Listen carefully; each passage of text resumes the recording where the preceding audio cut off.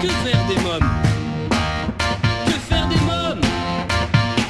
Que faire des mômes? Que faire des mômes? Que faire des mômes? Que faire des mômes? Que faire des mômes? Que faire des mômes? Eric Couder. Bonjour à tous, bienvenue, c'est Eric Couder. Je suis très heureux de vous retrouver pour un nouveau numéro de Que faire des mômes, votre rendez-vous 100% famille à écouter chaque semaine à la radio et en podcast sur quefairedesmômes.fr. Au sommaire, aujourd'hui dans votre rubrique Allô, parlons jeunesse, je téléphonerai à Mireille Chopin, maman, rédactrice web, créatrice du blog Ma vie de Mamou. Dans la rubrique À vos agendas, nous découvrirons la bande-annonce du film Alex, le destin d'un roi. Et je recevrai Bruno Girvaud, directeur du Palais des Beaux-Arts de Lille, et Florence Raymond, chargée de la collection des plans reliefs et des nouveaux médias. Ensemble, ils nous parleront de l'exposition Les plans reliefs et je vous présenterai le livre Le regard souverain aux éditions Inveni. Et en dernière partie d'émission, je recevrai pour une interview exclusive le mentaliste Fabien Olicard. Après avoir joué à guichet fermé à l'Olympia, l'artiste sera les 25, 26, 27, 28 avril au théâtre de la Tour Eiffel dans Singularité. À présent, comme chaque semaine et en partenariat avec l'ONG CNRJ, Allô, parlons jeunesse. Que faire des mômes? L'ONG CNRJ est l'organisation non gouvernementale des cercles nationaux de réflexion sur la jeunesse. L'ONG CNRJ possède un statut consultatif spécial auprès de l'ONU et est présente dans plus de 20 pays dans le monde. L'ONG CNRJ est construite par des citoyens sans argent des États, elle est donc indépendante. Elle travaille à permettre à la jeunesse de mieux prendre sa place dans le monde. N'hésitez pas à aider l'ONG CNRJ à aider la jeunesse sur www.cnrj.org. L'ONG CNRJ vous présente l'invité jeunesse. J'appelle à présent Mireille Chopin. Allô? Mireille Chopin? Oui. Oui, bonjour, c'est Eric Couder de l'émission Que faire des mômes. Oui, bonjour Eric. Enchanté. Alors vous êtes rédactrice web freelance, blogueuse et maman d'une jeune fille de 7 ans que vous appelez Louloute. Votre fille, elle, vous surnomme Mamou. Est-ce pour cela que vous avez donné comme nom à votre blog Ma vie de Mamou? Oui, c'est ça. Oui. Voilà, c'est comme ça qu'il est né. En fait, j'avais envie de parler de ma fille, des activités que je fais avec elle. Et du coup, je cherchais un nom et en fait, je l'ai pas cherché longtemps parce que du coup, comme ma fille depuis petite me surnomme Mamou, donc du coup, c'est venu naturellement Ma vie de Mamou. Pourquoi cette envie de créer un blog alors?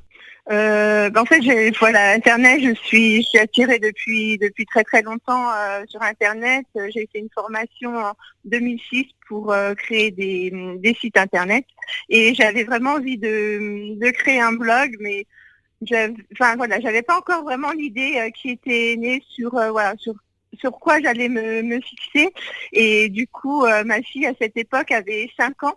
Oui. C'est vrai qu'à cet âge-là, c'est très intéressant, ça découvre beaucoup de choses et on faisait beaucoup de choses ensemble. Et je me suis dit, pourquoi pas partager tout ça avec une communauté. Et c'est comme ça que j'ai eu cette idée. Donc je suis déjà partie sur une page Facebook au départ. Oui. Pour créer un petit peu une communauté, pour voir déjà si ça allait intéresser les gens.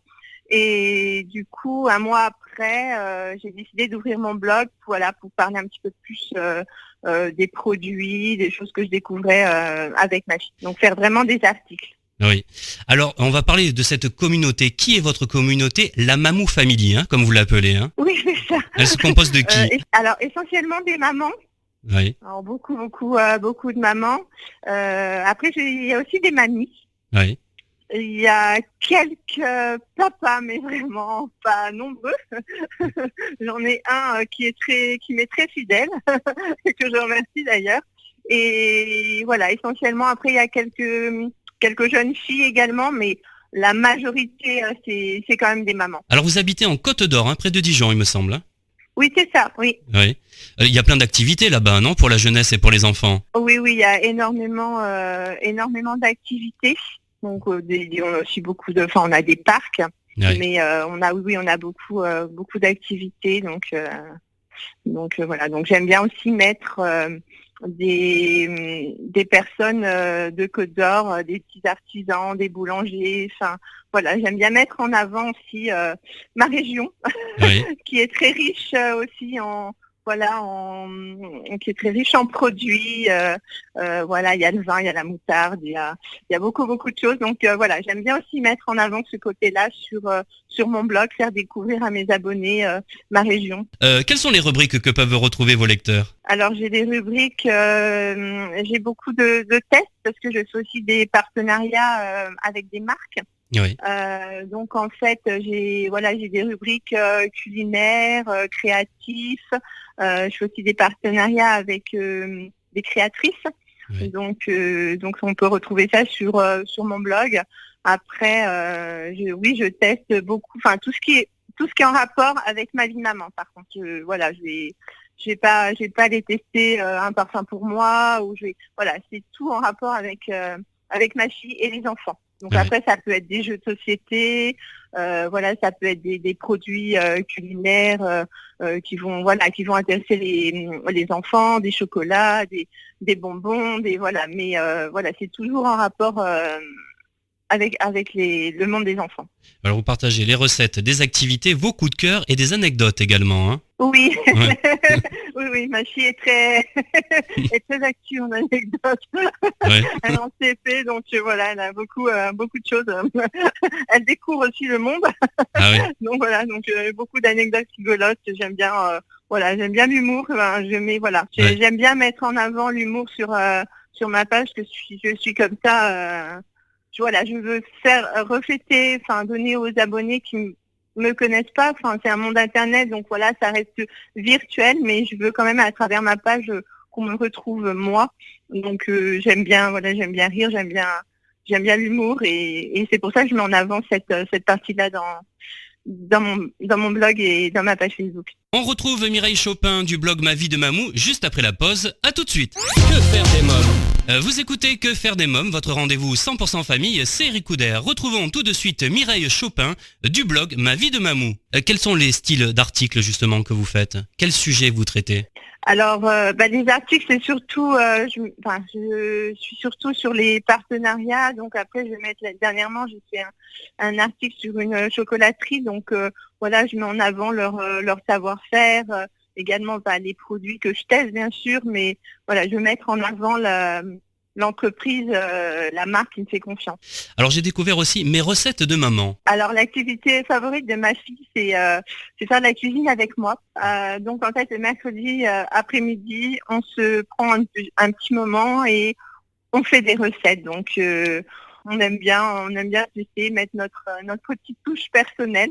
Donc on prend une recette qui existe, donc ça peut être un ingrédient qu'on rajoute ou quelque chose qu'on enlève, qu'on remplace, voilà. Donc c'est beaucoup du sucré parce qu'on est très gourmand. donc voilà, beaucoup de recettes sucrées, mais j'essaie de temps en temps de mettre quand même un petit peu de salé. Mireille Chopin, qu'avez-vous envie de rajouter pour donner envie à nos auditeurs de venir découvrir votre blog s'ils l'ont pas encore fait, Ma vie de Mamou? Sur Ma vie de Mamou, les auditeurs trouveront du partage, la bonne humeur, des concours également pour les gens qui aiment les concours, le quotidien, tout simplement le quotidien de Ma vie de Mamou, une maman et sa fille de 7 ans qui partagent avec les internautes. Je peux donner un petit peu de bonheur, de joie, surtout aux gens qui me lisent, et c'est tout ce que je souhaite, et ce sera réussi en tout cas. Très bien, je vous remercie Mireille Chopin, merci beaucoup. Merci à vous Eric. Bonne journée, au revoir. Merci à vous aussi, au revoir. Alors si vous souhaitez des renseignements complémentaires, rendez-vous sur quefairedesmoms.fr. Vous trouverez un lien vers le blog Ma vie de Mamou dans le podcast de cette émission. À présent, votre rubrique à vos agendas. Que faire des mômes ? Cinéma, cette semaine, je vous propose d'aller voir le film Alex, le destin d'un roi, un film britannique réalisé par Joey Cornish et sorti le 10 avril avec les jeunes acteurs Louis Serkis, Tom Taylor, Rihanna Doris, Angus Imrie et le grand Patrick Stewart. Le film dure 2 heures, mais on ne voit pas le temps passer. C'est l'histoire d'Alexander Elliot, simple écolier de 12 ans qui trouve et retire l'épée magique d'Excalibur de son rocher et qui se retrouve traqué par la monstrueuse Morgane et son armée de chevaliers de feu. Un film d'aventure à voir en famille qui donnera la pêche et l'espoir à tout le monde. Découvrons ensemble la bande-annonce. Au secours!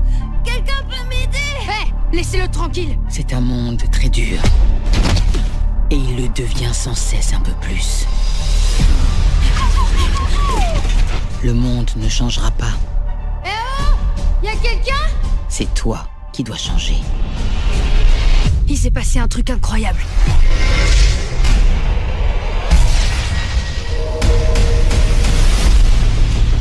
Viens voir ce que j'ai trouvé.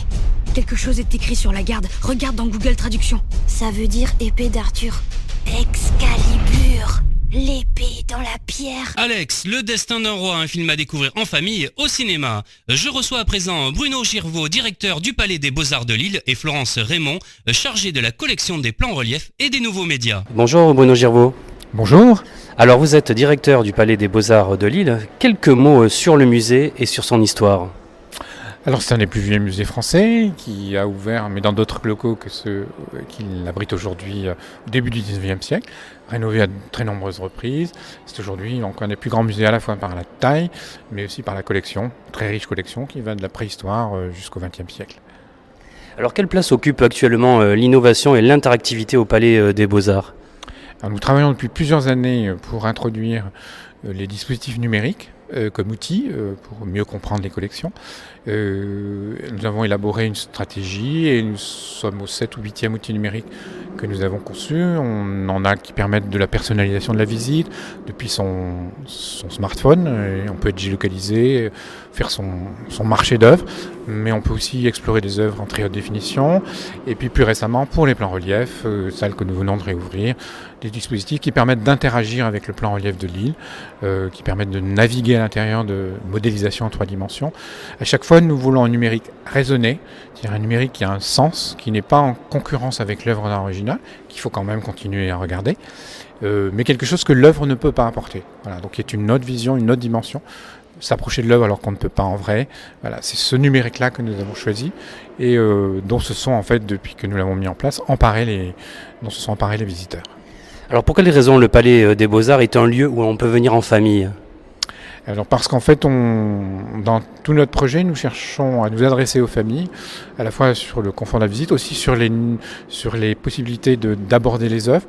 On prend le cas de cette réouverture des plans reliefs, on a un parcours enfant, on a même demandé à des enfants, et c'est toute la philosophie de notre projet aujourd'hui et à l'avenir, de participer à la construction de contenu. Donc ils ont réalisé des capsules vidéo où ils racontent leur propre histoire des plans reliefs. Et elles sont à disposition des enfants, ou même des adultes d'ailleurs, sous forme d'écran. Donc on peut sélectionner les contenus. Il y a un parcours enfant avec des textes dédiés aux enfants, à hauteur d'enfants. Il y a des marchepieds pour voir les plans reliefs, puisque voilà, ils sont à hauteur de table. Et que s'ils sont tout petits, ils voient à la hauteur de la table, ils peuvent monter sur un marchepied. Voilà. Donc toute notre proposition est de permettre aux familles à la fois d'avoir des clés pour comprendre, parce qu'un parent ne connaît pas nécessairement ce qu'il a en face des yeux, et puis un confort de visite qui permet aux familles de passer un bon moment. Merci Bruno Girvaud, merci beaucoup. Merci à vous. Bonjour Florence Raymond. Bonjour. Alors vous êtes chargée de la collection des plans reliefs et des nouveaux médias au Palais des Beaux-Arts. Alors qu'est-ce que c'est qu'un plan relief ? Qu'est-ce que c'est qu'un plan relief ? C'est en effet un objet qui ne dit pas tout à fait ce qu'il est. Plan relief, c'est en réalité une maquette, une très grande maquette historique que l'on doit à Louis XIV, on revient souvent au même, et qui a été fabriquée de la fin du XVIIe siècle à la fin du XIXe siècle, et qui présente toujours une ville en son centre et un paysage qui la cerne de part et d'autre. Que faire des mômes, votre rendez-vous 100% famille continue juste après une courte pause. À tout de suite. Que faire des mômes ? Vous écoutez Que faire des mômes, c'est Eric Couder. Retrouvons à présent Florence Raymond, chargée de la collection des plans reliefs et des nouveaux médias au Palais des Beaux-Arts de Lille. Alors j'ai découvert lors de la visite que les enfants des maquettistes pouvaient aider autrefois à la fabrication des arbres représentés sur les plans reliefs. Oui, c'est-à-dire qu'au XIXe siècle, nous avons quelques archives qui sont conservées à Paris et qui nous indiquent bien que le travail pouvait être familial et que sur certains plans reliefs qui sont grands, qui font près de 50 mètres carrés pour se présenter à Lille, il peut y avoir jusqu'à 40 000 arbres et qu'il fallait être en effet plusieurs pour parvenir à créer cette végétation. Petits et grands étaient sans doute sollicités. Alors toujours au cours de ma visite, j'ai vu que la lumière n'était pas l'amie des plans en relief. Pour quelle raison ? Ce sont principalement des objets certes en bois mais aussi graphiques avec du papier, du textile qui sont donc sensibles aux rayons de la lumière. Il faut donc les protéger suffisamment pour que les petits et les grands du futur puissent aussi les admirer dans le futur. Alors que pourront découvrir les plus jeunes visiteurs lors de leur visite du département des plans en relief ? Ils pourront visiter plusieurs choses. D'une part parce que nous avons travaillé avec des enfants. Pendant presque 1 an, l'école Pasteur de Lille sont devenus nos petits ambassadeurs des plans relief. 6 vidéos spécialement conçues pour les petits et les grands. Qu'est-ce qu'un plan relief ? Comment faisait-on la guerre ? Que puis-je trouver de concordant entre le plan F de Lille et la ville de Lille aujourd'hui ? 2 galeries enfants, dédiés vraiment aux petits et aux grands qui souhaitent répondre aux grandes questions qui se posent. Pourquoi des vitrines ? Pourquoi une lumière, comme vous l'évoquez, un peu sombre, un peu mystérieuse ? Comment fabrique-t-on ces grands objets alors que l'avion n'existait toujours pas et pourtant c'est bien une vision aérienne du monde qui nous est offerte. Des dispositifs numériques aussi qui permettront aux enfants d'envoyer une carte postale numérique, souvenir de leur visite pour le plan relief de Lille et un certain nombre aussi de dispositifs numériques thématiques qui, selon un clic choisi, permettent de découvrir plus et de bénéficier d'une visite augmentée. Alors moi, il y a une chose que j'ai testée, c'est la réalité virtuelle. C'est possible aussi, les enfants vont pouvoir participer également ? Oui, les enfants peuvent tout à fait utiliser ces dispositifs qui sont consultables dans l'atrium, le grand hall d'accueil du musée. Assis sur un fauteuil à roulettes, on plonge pendant 7 minutes dans une fiction autour du plan relief de Lille. C'est une immersion. Il est vrai que le plan de Lille et les autres étaient des objets technologiques, de véritables prouesses technologiques à l'époque. Et ces objets répondent formidablement bien à l'hyper-technologie d'aujourd'hui.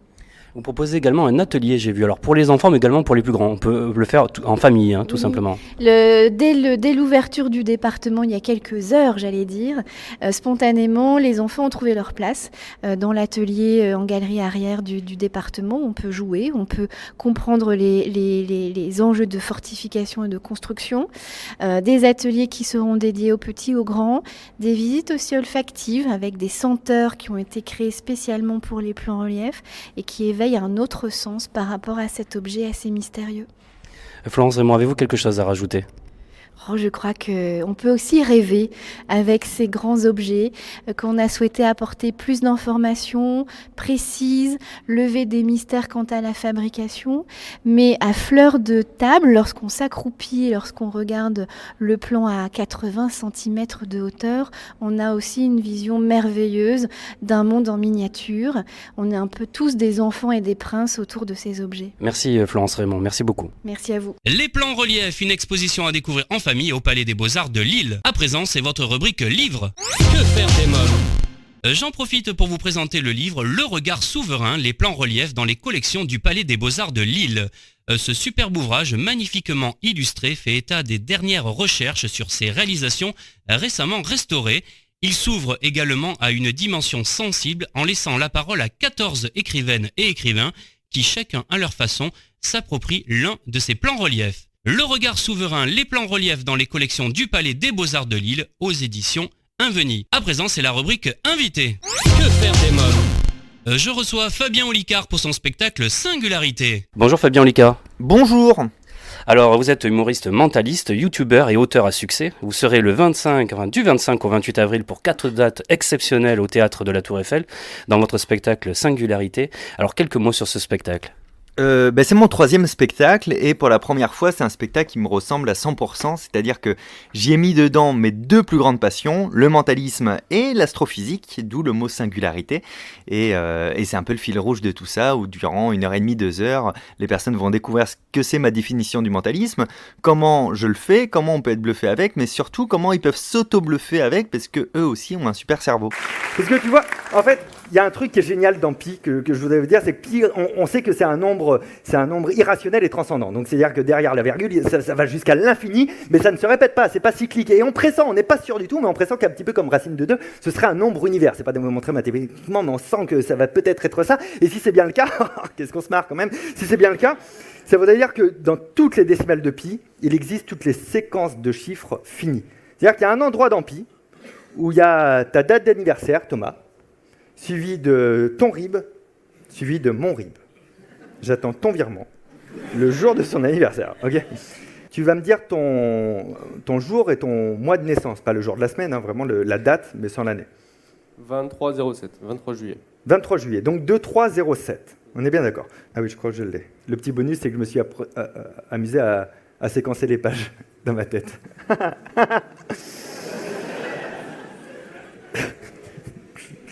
Tu vas ouvrir à la page 173 et tu vas me lire la troisième ligne. 3, 2, 3, 0, 7. Oui ! Merci beaucoup. Merci à toi. Merci. Alors, vous faites une tournée triomphale hein, dans toute la France. Les tournées, c'est une chose que vous aimez ? Oui, j'aime ça. Potentiellement, j'aime être en tournée. Je préfère être en tournée qu'à Paris, même à la base, parce que je découvre des endroits, des publics différents, des lieux différents. C'est très enrichissant. Et puis bon, d'un autre côté, des fois, la maison, elle me manque un petit peu.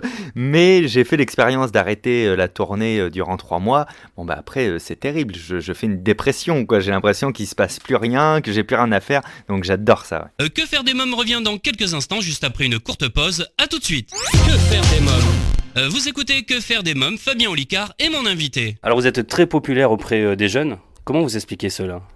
Je pense parce que j'ai pris une place qui n'existait pas sur YouTube, c'est-à-dire il n'y avait pas de mentaliste qui faisait des vidéos. C'était pas un objectif d'ailleurs au départ. Mon objectif, c'est toujours ma passion pour le mentalisme, de l'extrapoler sous plusieurs formes d'expression parce que ça permet de dire autre chose. Donc le spectacle, les conférences, les livres, et puis là les vidéos, ça m'a amené quelque chose d'hyper intéressant pour moi en termes de créativité, en termes de... je suis un peu meilleur en interview aussi qu'avant grâce à ça parce que avant j'étais allé sur scène mais pas en dehors de la scène. Et puis, c'est une plateforme qui regroupe plus de jeunes que de personnes plus âgées, même s'il y a des utilisateurs jusqu'à 80 ans. Hein, mais du coup, c'est via ça, je pense que j'ai pu atteindre des personnes qui, à la base, en plus, c'est ça qui est intéressant, ne sont pas sensibilisées au théâtre spectacle vivant. Et donc, qui parfois viennent me voir en spectacle, et c'est la première fois qu'ils voient un spectacle vivant, et ils se disent, en fait, ça peut être cool d'aller au théâtre. Si je vous dis ça, c'est parce que mon filleul, Alexandre, qui a une vingtaine d'années et qui est hyper fan de vous, m'a demandé de vous poser 3 questions. Comment êtes-vous devenu mentaliste ? Excellente question Alexandre, on ne devient pas vraiment mentaliste, on s'auto-proclame ainsi, c'est-à-dire il y a un matin je me suis levé et j'ai dit à la face du monde je suis mentaliste et les gens ont fait ah bon d'accord, donc c'est pas comme ça que ça se passe, comme il n'y a pas de définition. En fait j'étais passionné par plein de choses dans ma vie, par les sciences cognitives, par l'illusionnisme, par l'hypnose, par plein de choses comme ça, et puis le jour où j'ai décidé de monter sur scène, c'est ça mon choix de vie, c'est d'être allé sur scène, je me suis dit pour faire quoi et raconter quoi, ce que je sais faire le plus, et on peut tout réunir derrière le mot mentalisme. Mais ça n'a pas été l'inverse. Je me suis pas dit, tiens, je vais être mentaliste. Et tu ne sais pas pourquoi il y a des gamins qui préfèrent continuer à faire du foot toute leur vie, d'autres à dessiner. Moi, c'était lire des livres bizarres, en fait. Est-ce que vous avez un remède miracle pour avoir confiance en soi ? Alors, j'ai pas de remède miracle, si ce n'est de faire. Alexandre, mes premières vidéos, je les tournais chez moi. Il fallait que ma copine, elle sorte de la pièce, puis de la maison, pour qu'elle aille très loin, pour que je sois capable de tourner la vidéo sans pression. Et ensuite, la première vidéo, je l'ai tournée, je l'ai montée, je l'ai jetée. J'ai retourné le lendemain, j'ai tourné, j'ai monté, j'ai jeté. Il m'a fallu 1 semaine pour avoir une version qui est un peu dégueulasse en plus. Et c'était très douloureux parce qu'on sort de sa zone de confort. Et donc, en fait, c'est juste de se dire non, mais j'arrête pas, je refais. Et en fait, ce qui était avant inconfortable devient confortable et on prend confiance comme ça. Très bien. Et la dernière, quelle est la ville où vous avez le plus aimé jouer votre spectacle ? Ah, alors je vais être chauvin, je vais dire que c'est à La Rochelle. Et c'est pas tant pour le public le Rochelais que c'était juste merveilleux. C'était en 2015, c'était dans un joli 900 places, c'était plein. Et il y avait ma famille, mes amis, des copains de lycée que j'avais pas vus depuis longtemps, des gens comme ça qui te connaissent depuis tout petit et qui n'arrivent pas vraiment à savoir, mais il fait quoi Fabien concrètement maintenant ? J'arrive pas à comprendre.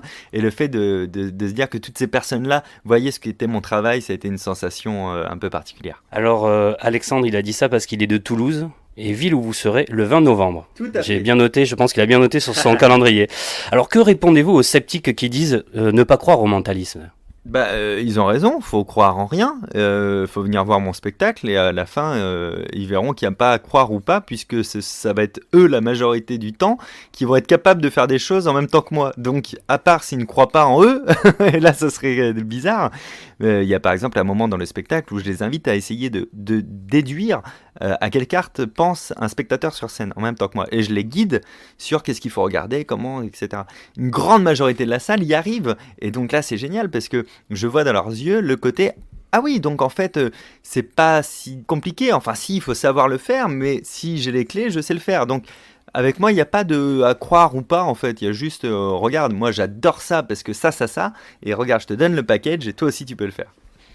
Alors j'ai lu dans une interview que vous avez accordée aux Parisiens que lorsque vous aviez 8 ans, votre maman inquiète de jamais vous voir réviser vos leçons, vous a emmené faire un test de QI. En fait, oui, pour la petite histoire, donc c'est vrai que j'apprenais jamais mes leçons. Et puis après, quand je suis passé au collège aussi, j'avais plutôt des mauvais résultats au début. Parce que j'avais pas de méthodologie de travail. Bon, tout ça, ça l'inquiétait beaucoup. Donc on a eu l'occasion de rencontrer un psy et puis elle m'a envoyé faire le test de QI. Et ce qui était drôle, c'est qu'à la fin de ce test, je m'en souviens très bien, il y a un test, c'est comme un code secret. A égale un rond, B égale un triangle, etc. On peut le regarder pendant, je sais plus le temps, mais peut-être 1 minute. Et après, il reste à portée de main à notre disposition et on a un code à traduire, un code chiffré à traduire, à déchiffrer. Et apparemment, la légende raconte que je n'aurais jamais regardé de nouveau l'alphabet codé. Je pense que c'est faux, je pense que j'y suis revenu, mais rapidement. Et j'ai eu un score incroyable à ça. Et c'est là où il a détecté que j'avais une mémoire eidetique, c'est-à-dire une mémoire photographique un peu plus avancée que la moyenne. Ce qui n'empêche pas que j'oublie des choses, hein. J'ai la même courbe d'oubli que tout le monde. Mais c'est de là aussi que je me suis intéressé un peu au cerveau. Parce que comme je ne savais pas ce que c'était cette mémoire-là, il m'a conseillé un livre, et puis j'ai lu le livre, et puis dans le même rayon, j'ai trouvé d'autres livres sur l'influence, sur la psychologie cognitive, et c'est comme ça qu'à 8 ans, j'étais dans le rayon adulte de la bibliothèque du village, quoi. Vous étiez un bon élève à l'école ? Non, j'étais pas un très bon élève. Oui, j'étais un bon élève alors que je faisais rien. Mais si j'avais eu l'intelligence de travailler, j'aurais été sûrement un très bon élève. Moi, j'étais ce copain relou qui fait pas grand-chose, qui va s'amuser à tout le monde à la récré, et puis personne n'a révisé, et puis du coup tout le monde a 10, sauf moi qui avait 15, quoi. Tu vois, j'étais ce genre de copain qu'on déteste un peu. Alors vous avez fait de la psycho et avez été serveur dans un restaurant, et là aussi vous pouviez assurer 120 couverts sans jamais rien noter. C'est vrai ça, oui. alors ouais. Alors ça, c'est pas une légende par contre, ouais, c'est vrai. On me confiait la terrasse, j'avais réussi à récupérer la terrasse, c'était génial parce que c'est l'endroit où il y avait le plus de turnover et donc le plus de pourboire. Et donc pour gagner du temps, parce que 120 couverts seuls, c'est juste astronomique quoi, comme quantité déjà à servir. Donc j'avais pris le parti de rien noter. Et donc je retenais les commandes de tout le monde, mais aussi exactement quelle personne avait pris quoi sur la table. Sauf s'il changeait de place ou de table, là j'aurais pas réussi parce que je retenais pas les visages par contre, mais les emplacements. Et j'avais retenu aussi les codifications des plats, des aliments, avec le code de la machine pour pas rentrer dans la machine. Par exemple 318, c'est un poulet aux écrevisses à 16,80. Donc je tapais tac 318 et tout, et ça s'est fait un peu sans que je le veuille, et donc c'était un peu le challenge des habitués du resto de faire des commandes compliquées pour voir si j'allais me planter ou pas. Donc ça, c'était aussi un jeu et un défi pour moi. On se retrouve toujours en compagnie de Fabien Olicard juste après une courte pause. À tout de suite. Que faire des mômes ? De retour pour la suite de Que faire des mômes, toujours en compagnie de Fabien Olicard. Alors vous êtes originaire de La Rochelle, vous en avez parlé tout à l'heure. À quoi ressemblait l'enfance de Fabien Olicard lorsque vous étiez petit garçon ? Alors, attention, je vais dire quelque chose qu'il faut remettre dans son contexte. J'avais pas vraiment d'amis, mais ça veut pas dire que j'étais pas apprécié. C'est-à-dire que j'ai toujours eu le souvenir d'être aimé par les gens de mon âge, par les plus vieux, j'ai toujours été apprécié, mais j'étais pas très sociable en fait, donc j'avais pas trop d'amis, etc. J'étais jusqu'au collège comme ça, j'étais plutôt dans mon coin à la récré et tout. Voilà, apprécié des autres, jamais malmené, mais pas trop de contact. Et puis après, ça a changé un petit peu au lycée, où j'ai découvert le sens de l'humour, la musique, les copains, la fête, etc. Et donc là, où j'ai une vie sociale plus développée, mais ça a été vraiment à partir du lycée jusqu'à fin de collège, primaire jusqu'à fin de collège, j'étais plutôt solo, mais pas malheureux de ça, hein, vraiment pas, parce que justement, comme je suis passionné par plein de choses, que tout m'intéresse, ben moi j'ai plein de trucs à faire dans ma tête, je suis très occupé. Qu'est-ce que ça représente la famille pour vous ? La famille, c'est très important, mais pas tant. Donc c'est-à-dire que j'aime profondément ma famille, mais j'ai pas de besoin particulier auprès d'eux. J'ai pas été éduqué comme ça non plus. Donc on n'est pas proche. En fait, il y a une certaine pudeur aussi dans ma famille. Donc alors on est des très bons camarades. On fait des grosses blagues, des grosses fêtes. Mais quand il faut parler des choses un peu plus sérieuses, c'est un peu plus compliqué. Voilà. Mais évidemment, c'est important pour moi pas forcément de les voir en permanence, mais de savoir qu'ils vont bien. Voilà, ça c'est quelque chose qui m'importe. Alors Fabien Olicard, vous accumulez les succès, la scène, les livres, vos vidéos font un véritable carton sur Internet. Tout vous sourit. Quel est votre secret ? Un pacte avec le diable dont j'ai pas le droit de parler. Non, en fait, on ne voit que ce qui fonctionne, mais on voit pas ce qui fonctionne pas. Je suis un peu travaillomane. J'ai toujours plein de choses en même temps. Je travaille beaucoup, de nombreuses heures par semaine, de nombreux jours par semaine. Et du coup, je lance comme ça des pistes, des projets, tout ce que j'ai envie de lancer. Et dans le tas, malheureusement, il y a des choses qui ne prennent pas. Et j'ai pas d'ego par rapport à ça. Quand ça rencontre pas son public ou que ça fonctionne pas, j'arrête ça et puis je passe à autre chose. Mais forcément, dans la multiplicité, il y a des choses qui parfois marchent et on retient qu'elles. Donc on a l'impression que c'est génial, que tout ce que je touche, ça devient de l'or. Mais par exemple, j'avais monté en 2016 un magazine gratuit dans Paris qui s'appelait Humour Magazine. Qui s'en souvient? Vraiment personne, parce qu'après j'ai refermé ça, parce que ça rencontrait pas assez bien les annonceurs et le public, et j'ai arrêté. Mais si ça avait cartonné, on dirait « Et vous avez lancé en plus un magazine qui cartonne !» Donc voilà, c'est surtout, je pense que j'adore créer des choses, j'aime beaucoup être dans cette mécanique de travail, de développement permanent, donc je lance beaucoup plus de projets, donc dans le tas, il y en a qui explosent. Dans un jeu aussi, le Memory Box. Ah oui. Qu'est-ce que ça provoque comme sentiment, ça aussi, de savoir que des enfants, des adultes vont jouer à vos jeux que vous créez? Alors, en fait, le jeu, il s'appelle Menteur. Memory Box, c'est une méthode de mémoire, mais assimilée à du jeu, parce qu'on n'apprend jamais aussi bien qu'en jouant. Ça, pour moi, c'est encore plus au-dessus du livre, la Memory Box. C'est-à-dire, les livres, c'était une réussite incroyable dans ma vie, mais la Memory Box, quand je reçois des mails de doctorants en pharmacie ou en médecine qui me disent merci, déjà, je leur réponds non, merci à toi, parce que c'est toi qui fais le travail. Mais je me dis, c'est génial d'avoir pu rendre quelque chose dont je me sers depuis que j'ai 12 ans, utile à tout le monde. Alors ça, c'est un truc particulier, quoi.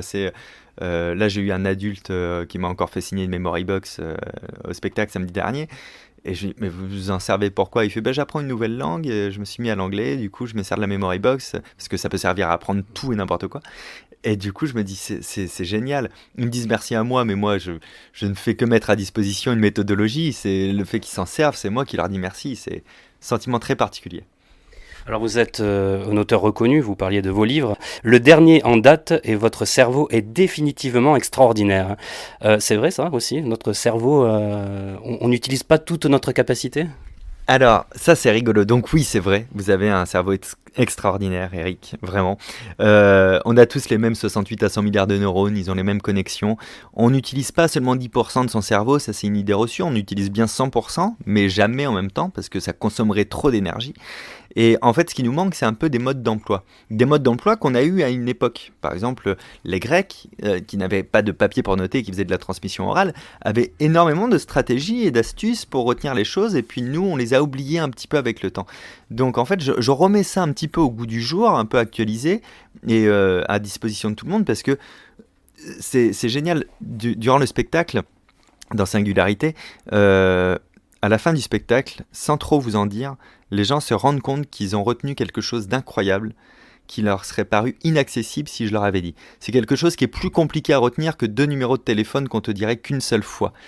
Et quand je leur démontre qu'ils ont su retenir ça, ils bug parce qu'ils se disent mais c'est pas possible, je sais pas le faire. Mais pourtant tu viens de le faire. Donc on voit bien que c'est une question de stratégie et d'astuce, et que notre cerveau c'est vraiment un bijou. Il n'y a pas besoin de le muscler comme on entend souvent. Il se muscle pas le cerveau, il y a juste besoin de savoir comment l'utiliser. Et c'est un peu la promesse de mes bouquins d'ailleurs. Allez, pour terminer, quel conseil vous donneriez aux jeunes qui ont envie de faire mentaliste? Alors, si vous avez envie de devenir mentaliste, essayez d'identifier quel est votre fantasme pour vous du mentalisme. Il y en a qui vont vous dire c'est de déduire des mensonges. Et puis il y a un autre qui va vous dire c'est de retenir tout par cœur. On voit bien qu'il n'y a pas de définition à ce mot-là et donc que chacun a sa vision.